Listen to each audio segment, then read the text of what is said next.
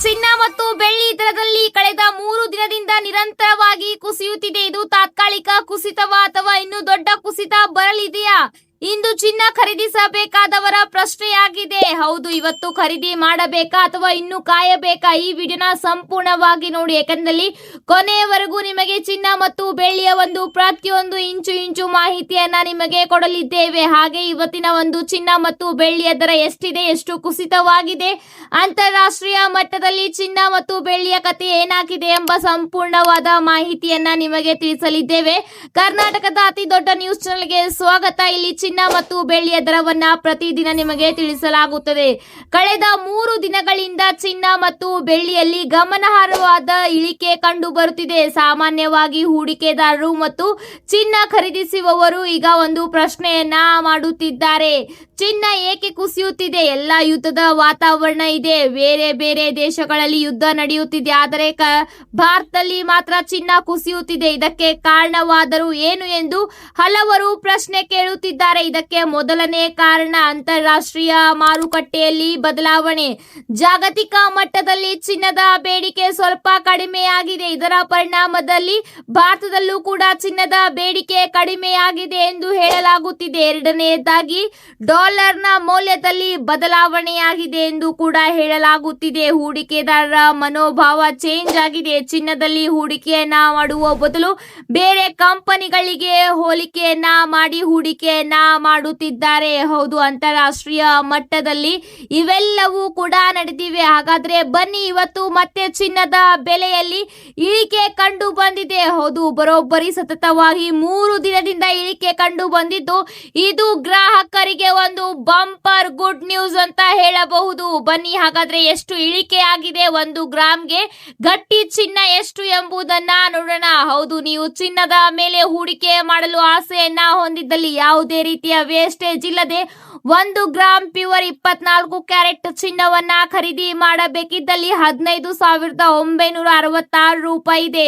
ನಿನ್ನೆ 16,069 ಇತ್ತು. ಇಲ್ಲೇ ಬೆಲೆ ಇಳಿಕೆ ಆಗಿದೆ. ಹೌದು, ಮಾರ್ಚ್ 11ರಿಂದ ಮಾರ್ಚ್ 9, 10, 11 ಸತತವಾಗಿ 3 ದಿನದಿಂದ ಚಿನ್ನ ಮತ್ತು ಬೆಳ್ಳಿ ದರದಲ್ಲಿ ಕಡಿಮೆಯಾಗಿದೆ. ಹೌದು, 500 ರೂಪಾಯಿನಿಂದ 1,000 ರೂಪಾಯಿ ತನಕ ಕಡಿಮೆಯಾಗಿದೆ.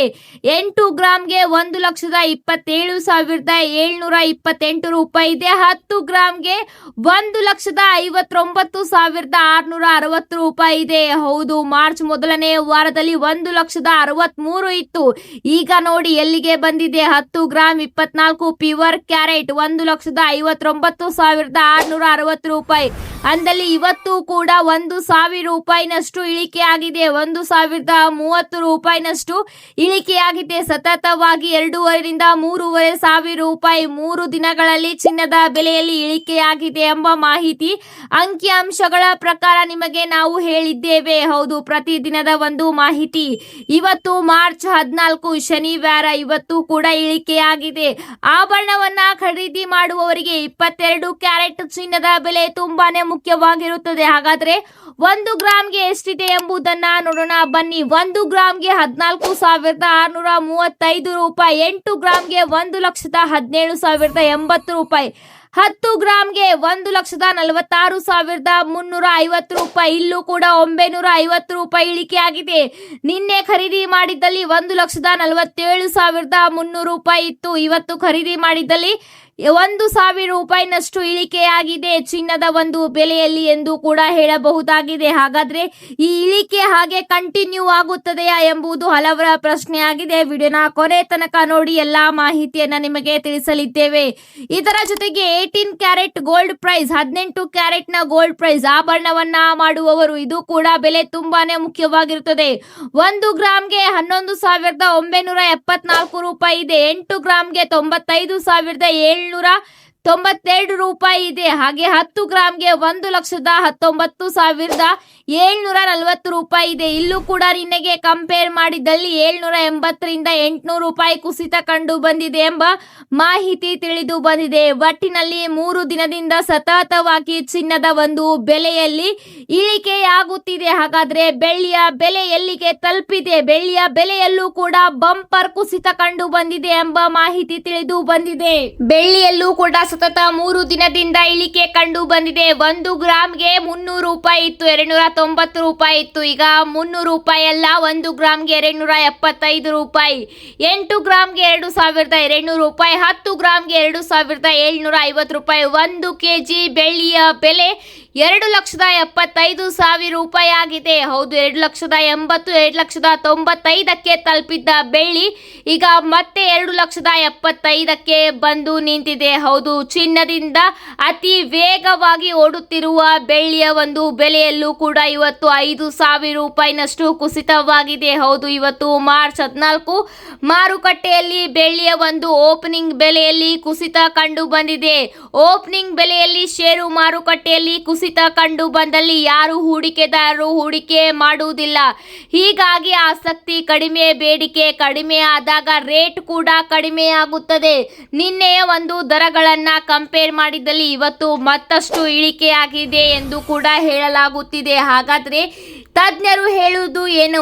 ಬೆಲೆ ಇಳಿಕೆ ಆದಾಗ ಸ್ವಲ್ಪ ಮಟ್ಟಿಗೆ ಖರೀದಿ ಮಾಡುವುದು ಒಳ್ಳೆಯದು ಎಂದು ಹೇಳುತ್ತಿದ್ದಾರೆ. ಹಾಗಾದ್ರೆ ಯಾವಾಗ ಈ ಬೆಲೆ ಮತ್ತೆ ಏರಿಕೆಯಾಗುವುದು ಎಂದು ಊಹಿಸಲು ಖಚಿತವಾಗಿ ಹೇಳಲು ಆಗುವುದಿಲ್ಲ, ಊಹಿಸಲು ಕೂಡ ಆಗುವುದಿಲ್ಲ ಎಂದು ತಜ್ಞರು ಹೇಳಿದ್ದಾರೆ. ಈಗ ಸ್ವಲ್ಪ ಮಟ್ಟಿಗೆ ಇಳಿಕೆಯಾಗುತ್ತಿದೆ, ಈಗಲೇ ಖರೀದಿಯನ್ನ ಮಾಡಿಕೊಳ್ಳುವುದು ಒಳ್ಳೆಯದು ಎಂದು ಕೂಡ ತಜ್ಞರು ಹೇಳುತ್ತಿದ್ದಾರೆ.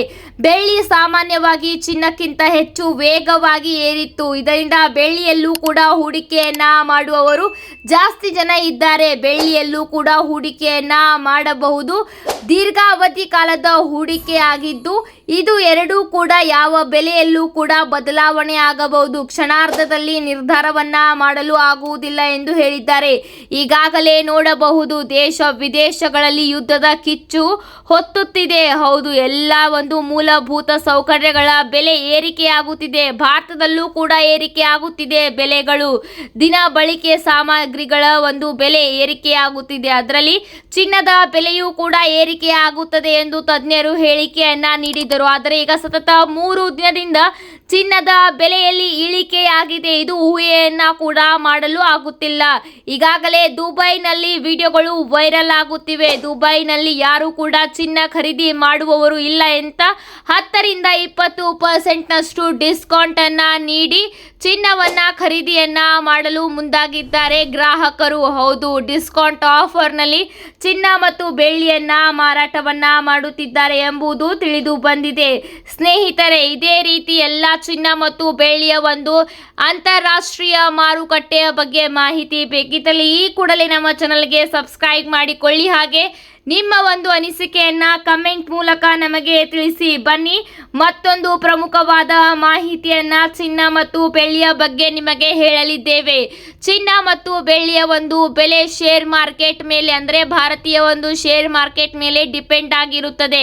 ಈಗೆಲ್ಲರಿಗೂ ಕೂಡ ಭಾರತದಲ್ಲಿ LPG ಗ್ಯಾಸ್ ಸಿಲಿಂಡರ್ನ ಚಿಂತೆಯಾಗಿದೆ. ಆದರೆ ಗೋಲ್ಡ್ನ ಮೇಲೆ ಗ್ರಾಹಕರು ಅಷ್ಟು ಯೋಚನೆಯನ್ನ, ಅಷ್ಟು ಹೂಡಿಕೆಯನ್ನ ಮಾಡುತ್ತಿಲ್ಲ. ಓಪನಿಂಗ್ ಪ್ರೈಸ್ನಲ್ಲಿ, ಅಂದರೆ ಮಾರ್ಕೆಟ್ ಓಪನ್ ಆದಾಗಲೇ ಗೋಲ್ಡ್ ಮತ್ತು ಸಿಲ್ವರ್ನ ಬೆಲೆ ಇಳಿಕೆ ಕಂಡು ಬಂದಿದೆ. ಹೀಗಾಗಿ ಹೂಡಿಕೆದಾರರು ಮಾರ್ನಿಂಗ್ ಹೂಡಿಕೆಯನ್ನ ಮಾಡುತ್ತಾರೆ. ಬೆಲೆ ಕಡಿಮೆ ಇದ್ದಾಗ ಏನೋ ರಿಸ್ಕ್ ಅಂತ ಹೇಳಿ ಹೂಡಿಕೆ ಮಾಡುವುದಿಲ್ಲ.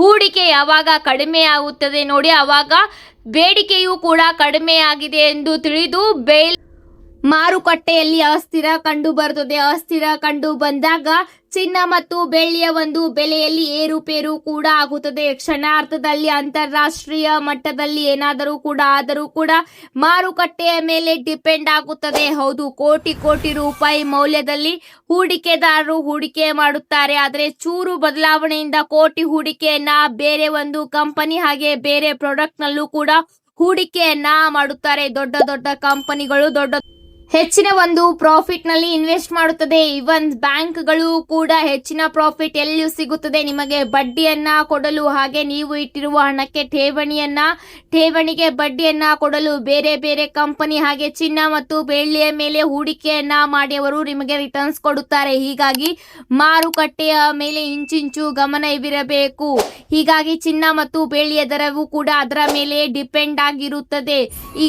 ಈಗ ಯುಗಾದಿ ಹಬ್ಬವಿದೆ. ಆದ್ರೆ ಹಬ್ಬದ ಸಮಯದಲ್ಲೂ ಕೂಡ ಚಿನ್ನ ಮತ್ತು ಬೆಳ್ಳಿಯ ದರದಲ್ಲಿ ಇಳಿಕೆ ಕಂಡು ಬಂದಿದೆ. ಆದ್ರೆ ಇದೇ ಒಂದು ದೊಡ್ಡ ಪ್ರಶ್ನೆಯಾಗಿದೆ. ಹೂಡಿಕೆದಾರರಿಗೆ ಎಲ್ಲರೂ ಕೂಡ ಚಿನ್ನವನ್ನ ಖರೀದಿಯನ್ನ ಮಾಡಬೇಕು ಎಂದು ಅಂದುಕೊಂಡಿರುತ್ತಾರೆ. ಆದ್ರೆ ಇನ್ನು ಕುಸಿತವಾಗುತ್ತದೆ ಎಂದು ಕೂಡ ಕಾದು ನೋಡುತ್ತಿದ್ದಾರೆ. ಆದ್ರೆ ಇದನ್ನ ಊಹೆ ಮಾಡಲಾಗುವುದಿಲ್ಲ ಎಂದು ತಜ್ಞರು ಹೇಳಿದ್ದಾರೆ.